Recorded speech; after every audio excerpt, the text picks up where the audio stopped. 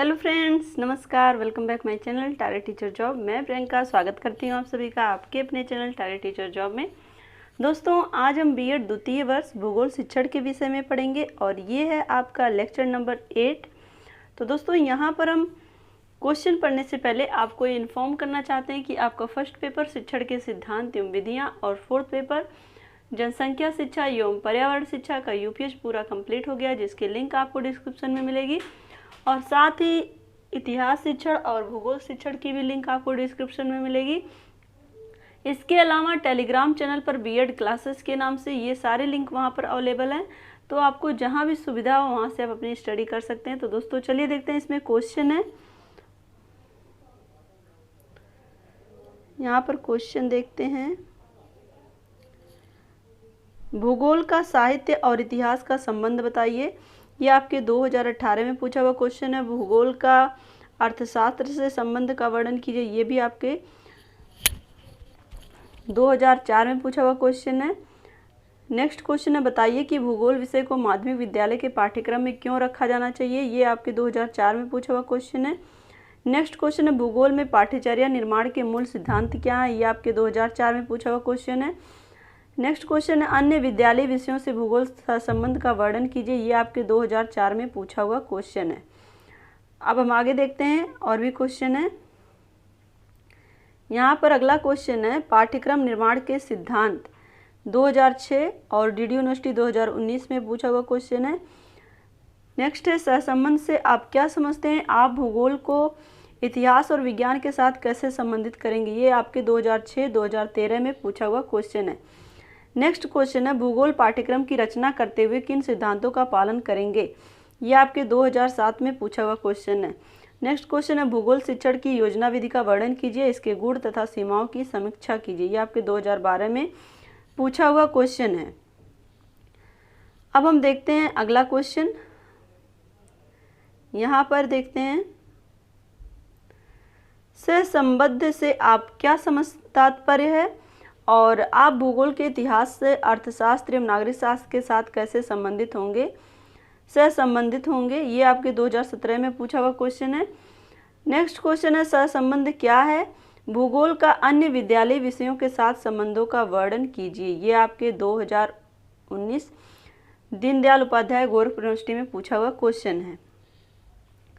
तो दोस्तों, यहाँ तक तो इस टाइप के जो भूगोल से सहसंबंध वाले जो क्वेश्चन इतने टाइप से पूछे जा सकते हैं। तो आपको इस तरह के क्वेश्चन का जो फॉर्मेट दिया है, इससे आपको ये पता चलता है कि किस किस तरह के क्वेश्चन पूछे जाएंगे और ये कब कब पूछे गए हैं।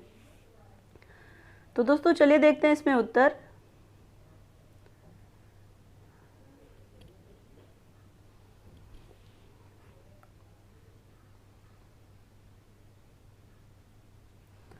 भूगोल में सहसंबंध। तो दोस्तों, यहाँ पर हम देखें, सहसंबंध का मतलब क्या होता है। किसी एक विषय का दूसरे विषय में के साथ क्या योगदान है, दूसरे विषय का उसमें क्या उपयोगिता है, इसके विषय में ही हमें यहाँ देखना है। तो सबसे पहले यहाँ देखेंगे, शिक्षा जगत में सहसंबंध की नींव डालने का जो श्रेय है वो प्रसिद्ध जर्मन शिक्षा शास्त्री जे.एफ. हर्बार्ट को है। तो दोस्तों, यहाँ पर आपको बस इतना ही ध्यान रखना है कि जो सहसंबंध शिक्षा जगत में सहसंबंध की नींव डालने वाले, सहसंबंध का सर्वप्रथम प्रयोग करने वाले अगर हम कहें तो वो हैं प्रसिद्ध जर्मन शिक्षा शास्त्री जे.एफ. हर्बार्ट।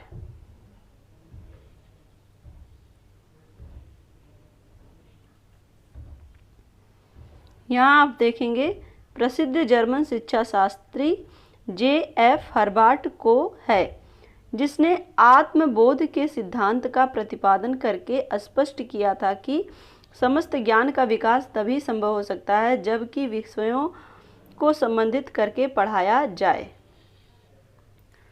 तो दोस्तों, इनका क्या मानना था कि इनका कहना था कि समस्त विषय का ज्ञान एक छात्र के अंदर तभी संभव है जब उससे सभी विषयों को कोरिलेट करके पढ़ाया जाएगा, सभी विषयों का सहसंबंध स्थापित करके पढ़ाया जाएगा।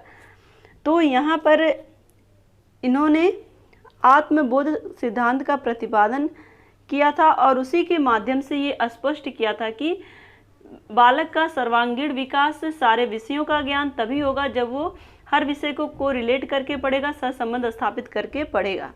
तो दोस्तों यहाँ पर आपको ये सारी चीज़ें याद रखनी है कि जो सहसंबंध की जो नींव डालने वाले शिक्षा शास्त्री थे वो जर्मन के थे और उनका नाम J.F. हर्बार्ट था और उन्होंने आत्मबोध सिद्धांत का प्रतिपादन किया, जिसमें उन्होंने ये बताया कि सभी विषयों की ज्ञान के लिए सभी विषयों का सहसंबंध स्थापित करके पढ़ाया जाना आवश्यक है। अब हम यहाँ आगे देखते हैं सहसंबंध का अर्थ।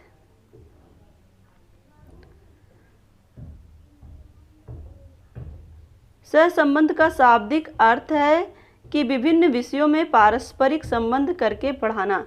इस प्रकार विभिन्न विषयों में पारस्परिक संबंध को ही सहसंबंध कहते हैं। तो दोस्तों यहाँ पर सहसंबंध का अर्थ क्या है कि सभी विषयों को पारस्परिक संबंध करके पढ़ाना।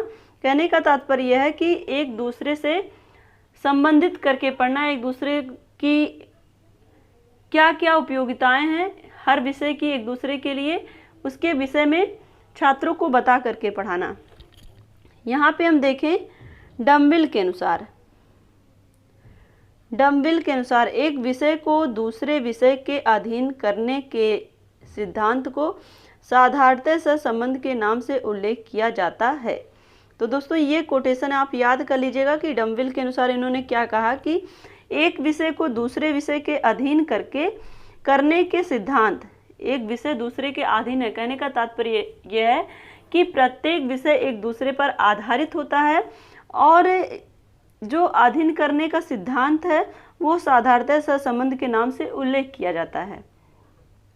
तो जो एक दूसरे के ऊपर आधारित होते हैं उन आधार को क्या कहा जाता है, सहसंबंध कहा जाता है। क्लियर।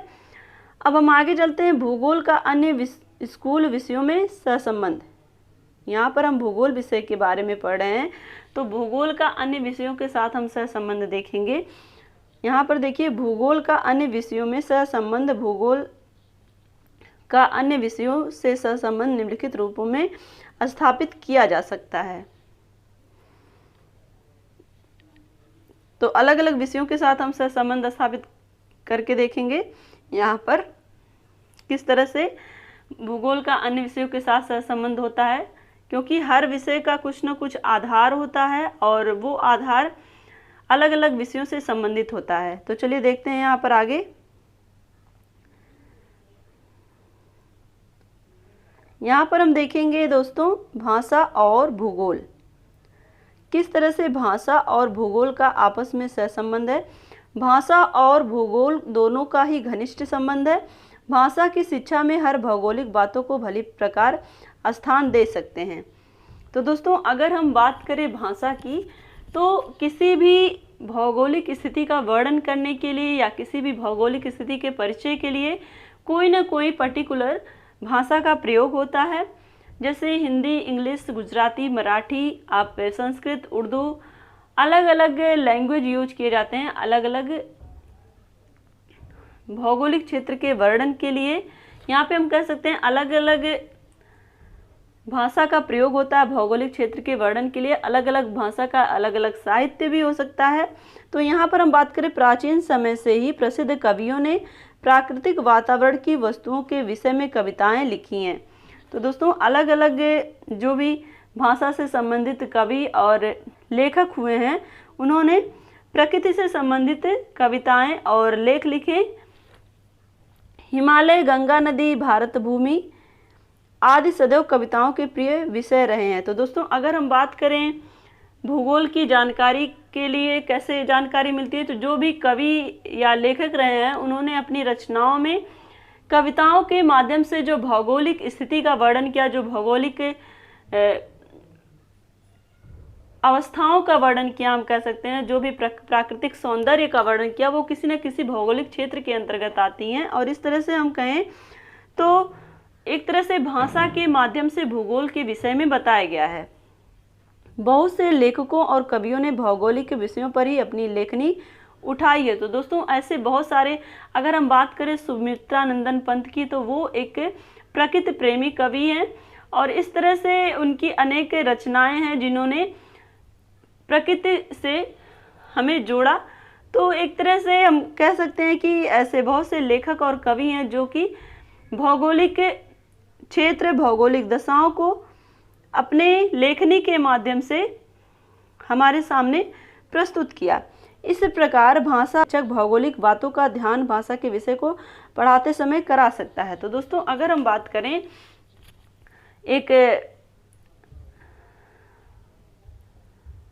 जो भाषा शिक्षक है, एक तरह से जो भाषा पढ़ा रहा है, चाहे वो हिंदी हो या इंग्लिश हो, वो उस लैंग्वेज के माध्यम से प्राकृतिक चीज़ों के विषय में बता सकता है, भौगोलिक क्षेत्र के विषय में बता सकता है। जैसे दोस्तों आपको एक गीत याद होगा जिसमें उस गीत के बारे में कहीं ना कहीं उस गीत के माध्यम से हमें भारत की जो भौगोलिक स्थिति है उसका पता चलता है। आपको बहुत ही ये जाना सुना गीत है, आओ बच्चों तुम्हें दिखाएं झांकी हिंदुस्तान की, इस मिट्टी से तिलक करो ये मिट्टी है बलिदान की, वंदे मातरम वंदे मातरम। उत्तर में रखवाली करता पर्वतराज विराट, दक्षिण में चरणों को धोता सागर का सम्राट है, जमुना जी के तट को देखो गंगा का यह घाट है, वाट वाट में हाट हाट में यह निराला ठाट है, देखो इन तस्वीरों को तुम गौरव की अभिमान की, इस मिट्टी से तिलक करो ये मिट्टी है बलिदान की। दोस्तों ये गाना आपको याद आया? तो इसमें देखिए एक एक लाइन में भौगोलिक क्षेत्र के विषय में बताया जा रहा है, इतिहास के विषय में भी बताया जा रहा है। जैसे आप देखेंगे, उत्तर में रखवाली करता पर्वतराज विराट है, पर्वतराज विराट कौन है? हिमालय। और दक्षिण में चरणों को धोता सागर का सम्राट है, हिंद महासागर। और उसके बाद जमुना जी के तट को देखो गंगा का यह घाट है, यमुना नदी के विषय में बताया गया जो कहाँ है? दिल्ली में। और इसके बाद हम बात करें, देखो इन तस्वीरों को तुम गौरव की अभिमान की, जिसमें तस्वीरों में जिसे दिखाता है महात्मा गांधी हो गए या फिर हम कह सकते हैं सुभाष चंद्र बोस हो गए, भगत सिंह हो गए। तो एक तरह से यहाँ पर इस गीत के माध्यम से पूरे भौगोलिक क्षेत्र को भी बताया गया और जिन जिन क्रांतिकारियों ने बलिदान किया उनको भी बताया गया। तो एक तरह से जिन जिन क्रांतिकारियों ने देश के रक्षा के लिए, देश की स्वतंत्रता के लिए अपने जानों की बाजी लगा दी, बलिदान दे दिया अपने प्राण का। तो एक तरह से ऐसे गीत के माध्यम से, ये जो गीत है आपका हिंदी भाषा में, एक तरह से भाषा के माध्यम से हम अपने भौगोलिक क्षेत्र के विषय में भी जान रहे हैं, अपने इतिहास के विषय में भी जान रहे हैं। तो इस तरह से हम बच्चों को कनेक्ट करके भाषा के माध्यम से अपने भूगोल के विषय में भी बता सकते हैं। आगे देखते हैं दोस्तों, भौगोलिक कहानियों, भौगोलिक अन्वेषणों के वर्णन हमें भाषा में भी पढ़ाए जाते हैं। तो दोस्तों अगर हम बात करें जो भी भौगोलिक कहानी है या जो भी भौगोलिक अन्वेषण या खोज हुए हैं उसके विषय में भाषा के माध्यम से भी जानने को मिलता है। और कभी कभी किसी देश के निवासियों के जीवन के विषय में सजीव वर्णन मिलता है। तो दोस्तों कभी कभी जो कवि के माध्यम से जो भी रचनाएं हुई रहती हैं, लेखकों के माध्यम से जो भी रचनाएं हुई रहती हैं, तो उसमें किसी पर्टिकुलर एरिया के जो भी खान पान, वेशभूषा है, रीति रिवाज, संस्कृति है, उसके विषय में बताया जाता है। तो इस तरह से हम भाषा के माध्यम से किसी पर्टिकुलर एरिया के रहन सहन, रीति रिवाज से परिचित हो जाते हैं। तो एक तरह से यहाँ पर बालक को भाषा के माध्यम से भौगोलिक स्थिति के विषय में बताया जाता है। इस प्रकार भूगोल और भाषा में शिक्षा की दृष्टि से समन्वय हो सकता है और किसी प्रदेश के मानवीय भूगोल का ज्ञान हम भाषा द्वारा दे सकते हैं।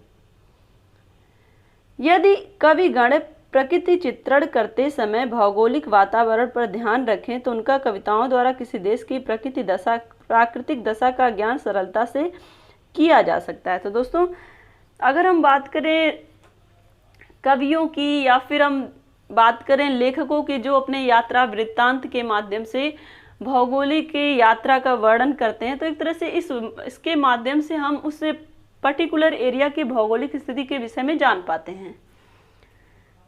अब यहाँ पर हम देखें, प्राथमिक कक्षाओं में भूगोल का अध्ययन छात्रों के भाषा ज्ञान तथा थोड़े शब्द संग्रह की वृद्धि करता है और भौगोलिक वातावरण तथा अपने आसपास की वस्तुओं का परिचय और उनकी नामावली छात्र के शब्द संग्रह को भी बढ़ाएंगे। तो दोस्तों यहाँ पर अगर हम बात करें प्राथमिक कक्षा की, तो प्राथमिक कक्षा में छात्र उतने ज़्यादा उनका शब्दकोश उतना अधिक नहीं होता, लेकिन जब उन्हें छोटे छोटे वर्ड के माध्यम से, जैसे वर्षा हो गई, जलवायु हो गई और तूफान हो गए, तो शुरू में बच्चों को ये छोटे छोटे वर्ड पता नहीं होते, जबकि ये सब क्या है, भूगोल के वर्ड हैं। तो भाषा के माध्यम से उन्हें भूगोल से भी कनेक्ट किया जाता है, जहाँ पे जलवायु, वर्षा ऋतु और जहाँ हम कह सकते हैं चक्रवात और तूफान, तो ये सारे वर्ड तो हैं भूगोल के, लेकिन यहाँ पर भाषा के माध्यम से शिक्षक प्राइमरी छात्रों को भूगोल से कनेक्ट करने की कोशिश करता है। यहाँ पर हम देखें, प्राथमिक कक्षाओं में भूगोल और भाषा शिक्षण में अत्यधिक संबंध है। यदि हम भूगोल को भाषा का ही अंग मानकर पढ़ाएं तो शब्द संग्रह और व्यंजना शक्ति के मुख्य उद्देश्यों की पूर्ति में बड़ी सहायता मिलती है।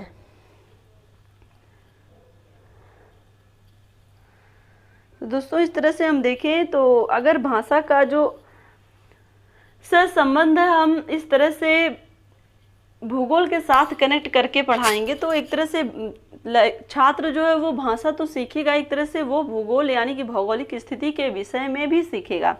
तो ये तो हो गया प्राथमिक कक्षाओं की, जिसमें छोटे छोटे वर्ड पावर की वजह से छात्र भूगोल की स्थिति के विषय में, भौगोलिक क्षेत्रों के विषय में जान रहा है। लेकिन आगे हम देखते हैं मिडिल क्लास के लिए, तो मिडिल कक्षाओं के में उनकी प्राथमिक कक्षाओं में सीखी हुई भौगोलिक शब्दावली और भाव व्यंजना अब परिष्कृत और परिमार्जित होती है। इन कक्षाओं में बालक को भौगोलिक स्थानों और दृश्यों का वर्णन भाषा के निबंध के रूप में कराया जा सकता है तथा पर्यटन के वर्णन सहायक पुस्तकों के रूप में पढ़ाए जा सकते हैं। तो दोस्तों यहाँ पर हम बात करें, अब भाषा के माध्यम से छात्रों को किसी भी यात्रा वृत्तांत के बारे में बताया जाता है या फिर निबंध के माध्यम से भौगोलिक क्षेत्रों के विषय में लिखना होता है। तो एक तरह से बालक का यहाँ पर थोड़ा सा जो मानसिक स्तर है वो डेवलप हो जाता है और वहाँ बालक जो होता है वो अपने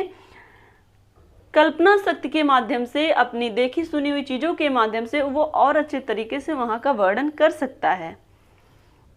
ये तो हो गया आपका मिडिल क्लास स्कूल की बात। अब हम देखें हाई स्कूल। यहाँ पर हम देखें हाई स्कूल। हाई स्कूल कक्षाओं में भूगोल शिक्षण में सजीवता तथा रोचकता लाने के लिए उसका साहित्य के साथ संबंध आवश्यक है। साहित्य में दृश्यों और स्थानों का सुंदर वर्णन और भौगोलिक कहानियों द्वारा विषयों में एक नया उत्साह उत्पन्न किया जा सकता है। तो दोस्तों अगर हम बात करें साहित्य के माध्यम से, जहाँ पर हाई स्कूल के कक्षाओं में भूगोल शिक्षण में सजीवता और रोचकता लाने के लिए साहित्य का प्रयोग किया जाता है, तो कहीं ना कहीं वहाँ पर साहित्य के माध्यम से छात्रों के अंदर उत्साह उत्पन्न किया जाता है और उसके माध्यम से वो भूगोल के विषय में भी जानते हैं। भूगोल में कलात्मक प्रशंसा की भावना लाने का प्रयत्न किया जाना चाहिए। विभिन्न देशों और काल के कवियों, दृश्यों की सुंदरता, प्राकृतिक शक्तियों की महानता, पृथ्वी की विशालता से प्रेरित होकर अनेक काव्य लिखे गए हैं। इन सब का उपयुक्त प्रयोग भूगोल शिक्षण द्वारा यथासमय किया जा सकता है। तो दोस्तों बात करें साहित्य के माध्यम से छात्रों को भौगोलिक स्थिति के विषय में बताया जाता है, साथ ही जो प्राकृतिक दृश्य हैं और जो भी प्राकृतिक शक्तियां हैं, जिसमें हम बात करें प्राकृतिक शक्तियों में तो तूफान, चक्रवात, ज्वालामुखी, बाढ़ और इसके अलावा सूखा, तो ये सब चीज़ें क्या है, प्राकृतिक शक्तियां जिसमें किसी भी मनुष्य का वश नहीं चलता। जहाँ पर प्राकृतिक शक्तियों के विनाश लीला होती है वो एक जिसका वर्णन करना बहुत ही मुश्किल हो जाता है, जहाँ पर कभी कभी पूरा एक क्षेत्र, एक देश, एक राज्य ही उसकी चपेट में आ जाता है। कहीं कहीं जब देखिए आप बहुत ही ज़्यादा भयंकर कह सकते हैं हम, बाढ़ आई हो या फिर तूफान हो या फिर हम कह सकते हैं भूकंप हो तो ये जो स्थिति होती है ना वो बहुत ही भयावह होती है, जिसमें बहुत ही ज़्यादा जन धन की हानि होती है। और एक तरह से इसको कंट्रोल करना किसी मानव की बस की बात नहीं, क्योंकि यहाँ पे प्राकृतिक शक्तियों का जो प्रवाह होता है वो बहुत तेज होता है। दोस्तों अगर हम बात करें तो ये सारी चीज़ें, प्राकृतिक शक्तियों का जो वर्णन होता है वो भाषा के माध्यम से छात्रों को भूगोल से कनेक्ट करता है, क्योंकि ये जो वर्षा, तूफान और ज्वालामुखी और हम कह सकते हैं बाढ़, सूखा, ये सारी चीज़ें हम भूगोल के अंतर्गत पढ़ेंगे। भूगोल में इन सब के कारण और इनसे बचने के उपाय, ये सारी चीज़ें देखने को मिलेंगी। लेकिन ये सारी चीज़ें बच्चों के दिमाग में भाषा के माध्यम से, एक भाषा का जो शिक्षक है वो अपने छात्रों को इससे जोड़ करके उन्हें भूगोल पढ़ने के लिए भी प्रेरित करेगा, क्योंकि जब छात्रों को ये पता चलेगा कि ये सारी चीज़ों के बारे में हम डिटेल से भूगोल में अध्ययन कर सकते हैं, तो वो एक तरह से भूगोल के प्रति रुचि लेकर पढ़ना चाहेंगे, क्योंकि वहाँ पर उन्हें उनकी जिज्ञासा शांत करने के लिए वो सारे विषय पढ़ाए जाएंगे। तो दोस्तों इस तरह से हम देखें तो अलग अलग कक्षाओं के लिए अलग अलग भाषा और साहित्य के माध्यम से छात्रों को भूगोल के साथ सहसंबंध करके अधिगम कराया जाता है। तो दोस्तों आशा करती हूँ कि ये वीडियो आपको अच्छा लगा होगा। अगर अच्छा लगा होगा तो एक लाइक करिएगा, अपने दोस्तों के साथ शेयर करिएगा, और अगर आप चैनल पर नए हैं तो प्लीज़ चैनल को सब्सक्राइब करके बेल आइकन बटन को ज़रूर प्रेस कर लीजिएगा, जिससे हमारे सभी वीडियोज़ की नोटिफिकेशन आपको मिल सके। तो हमसे जुड़ने के लिए थैंक यू सो मच। जय हिंद।